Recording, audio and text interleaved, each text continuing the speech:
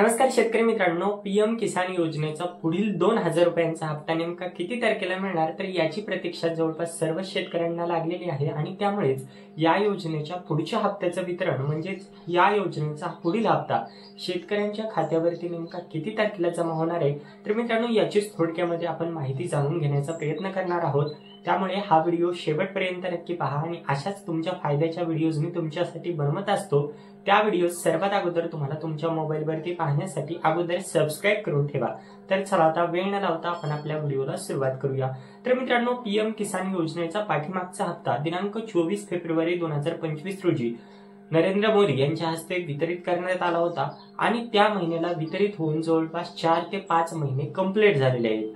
आणि पीएम किसान योजनेचा रूल काय आहे तर वर्षामध्ये प्रत्येकी 4-4 महिन्याच्या अंतराने या योजनेचा एक हप्ता टाकला जाईल आणि त्यामुळे या हप्त्याचा टाइम निघून गेला असून देखील या योजनेच्या हप्त्याचं वितरण न झाल्यामुळे शेतकरी खूप प्रतीक्षा या हप्त्याची करत आहेत। परंतु मित्रांनो, या प्रतीक्षेचं जर आपण उत्तर जाणून घ्यायला गेलं तर केंद्र सरकारने एक ॲग्रिस्टॅग प्रकल्प सुरू केला आहे, ज्याच्या अंतर्गत प्रत्येक शेतकऱ्याला आपला फार्मर आयडी काढणं बंधनकारक आहे आणि त्यामधील जवळपास 30 ते 40% शेतकरी अजून देखील फार्मर आयडी कार्ड काढण्याचे राहिलेले होते आणि त्यामुळेच कदाचित या हप्त्याच्या वितरणाला उशीर झाला असावा। आता मित्रांनो, सर्वात अगोदर जाणून घेऊया की या योजनेच्या हप्त्याचं वितरण नेमकं कधी होणार।